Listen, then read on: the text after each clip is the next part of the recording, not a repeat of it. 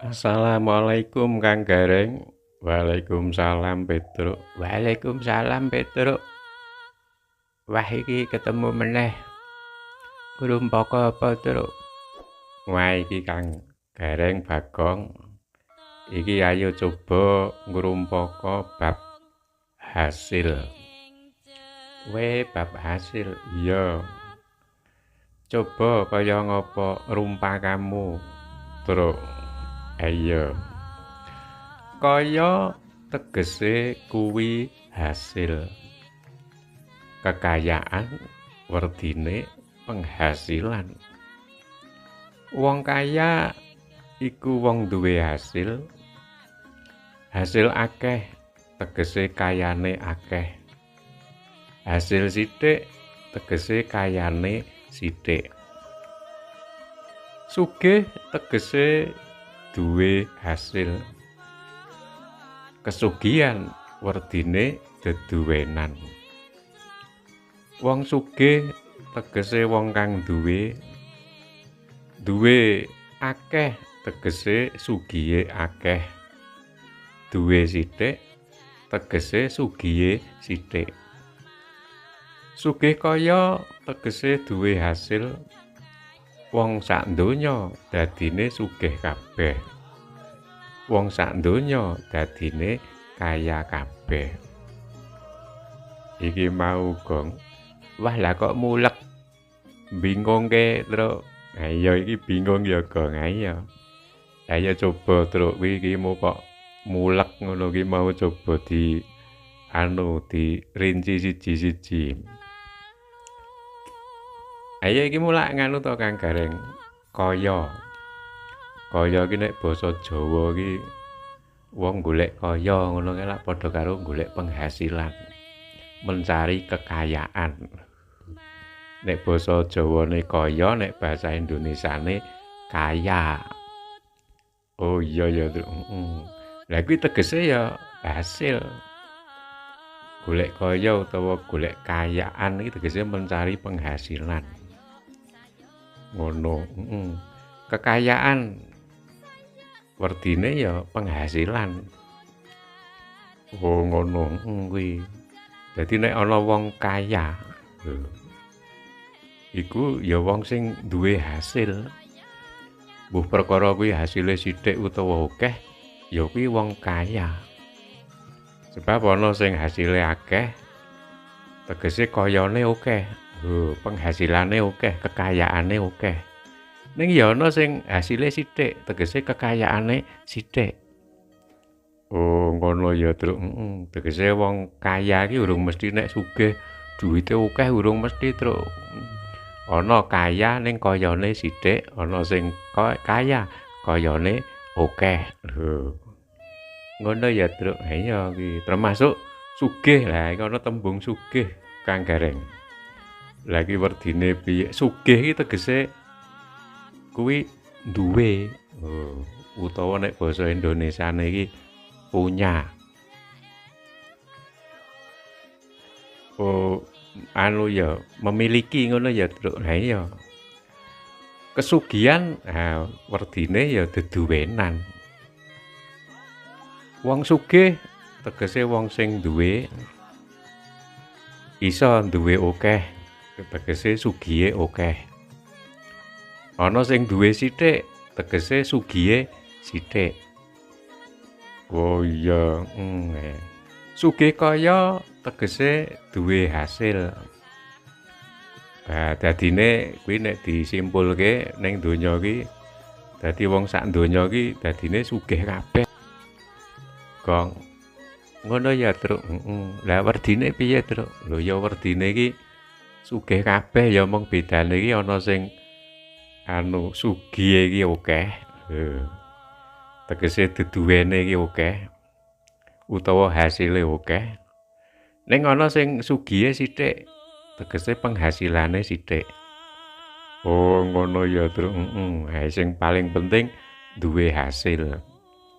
Oh, ngono ya, Truk. Wah, iki filosofine ngono Kang Gareng. Wah, lah kok elok men to, Truk kuwi. Lah iya iki mau ngrembug bab tembung-tembung kok. Tembung kaya karo tembung sugih ya Truk. Nah iya nek basa Indonesiane lak dijenengke kaya. Oh ngono nek kaya iki nek basa Jawane lak ana sing ngarani sugih. Ngono ya Truk. Ning ana sing ngarani kaya iki padha karo nek basa Jawa iki kaya. Kaya iki tegese ya penghasilan. Ngono ya. Mula ana sing kayane akeh karo kayane sithik.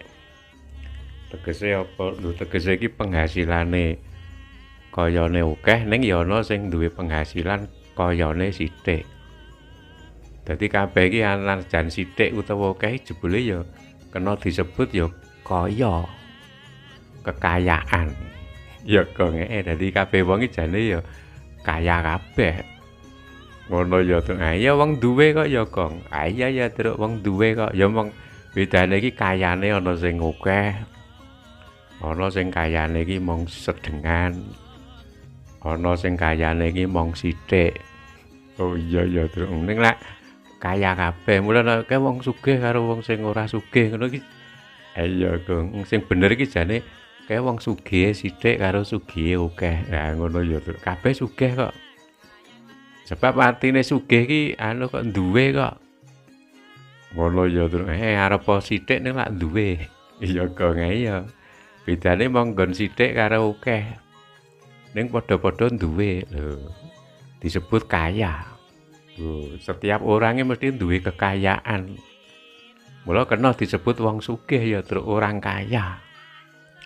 Oh iya ya, ana sing kayane akeh, ana sing kekayaane sithik.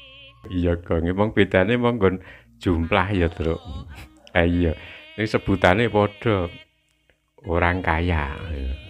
Ngono ya Truk. Arep sithik ning lak kuwi ya termasuk kekayaan ya Gong. Iya no. Duduwenan apa to sing dimiliki utawa sing diduweni. Wah, iya ya Gong. Oh, ngono to Truk. Lah iya, wah. Kok mulek ngono iki tembung-tembung sing dirumpaka iki. Lah iya ya Gong. Kuwi penghasilan utawa hasil. Kuwi nek ditembangke iso oh iya umpamane iki. Kaya tegese kuwi hasil kekayaan werdine penghasilan. Wong kaya iku wong duwe hasil. Hasil akeh tegese kayane akeh. Hasil sithik tegese kayane sithik. Yo ngono ya Truk. Iso digawe lagu ya Truk. Lah ya iso wis wong lek sing wis kae sing do piyayi-piyayi sing do gawe lagu kae jan delok apa ngono kuwi iso dadi irama kok. Ane ya ana lho Truk wong gawe lagu ki kok iso kae do dadi viral terkenal ngono kae. Kok iso iya ya.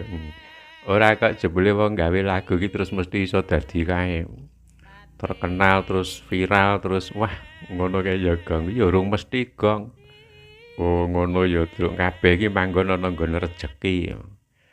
Ha iya, ini sing penting ki wong gawe lagu ki ana sing idealise iki lak ya sing penting ki kae mau isine apik. Ibarat iki tujuane sing paling pokok.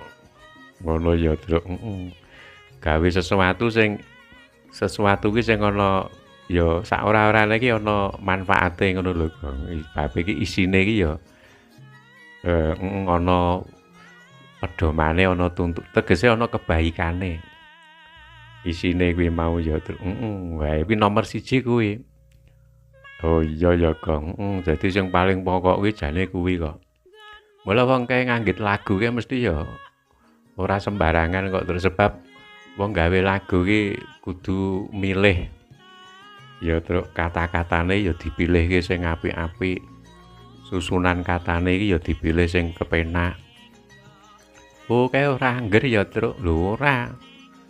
Ngono kalimate iki digawe sing indah ngono. Nganti sak umpamane areng ngucapke barang ki ya nganu kok Gong. Ning ilat iki ya kepenak kok. Ngono antarane kata siji karo kata siji disambung ki nalika diucapke ning ilat ki ya kepenak. Lha kuwi ya dipikirke kanggone para sing do gawe lagu kae. Ngono ya, Truk. Wah iya ya, padha karo nalika Gusti Allah maringi tuntunan nyusun kalimat sing terbaik iki ya, Truk. Kitab suci Al-Qur'an iki nyatane nek diwaca iki ning ilat iki ya kepenak kok. Urutan antarane huruf siji lan sijine, sambungan kata siji lan sijine iki diucapke nganggo lidah iki ya kepenak. Dirungokke kuping ya kepenak. Lha kuwi contone iki ngono kuwi mau, Gong. Wah iya ya, Truk. Iki mau Kang Gareng, Kang Bagong. Wah iya ya, Truk. Sithik iki mau ngrumpaka bab sing jenenge hasil iki mau utawa penghasilan. Tembung kaya, tembung kaya, tembung duwe, tembung sugih lan sapanunggalan iki ya iki ora ketang klungsu-klungsu. Iya ya, Truk. Semono ya Kang Gareng. Iya, Truk. Wassalamualaikum warahmatullahi wabarakatuh.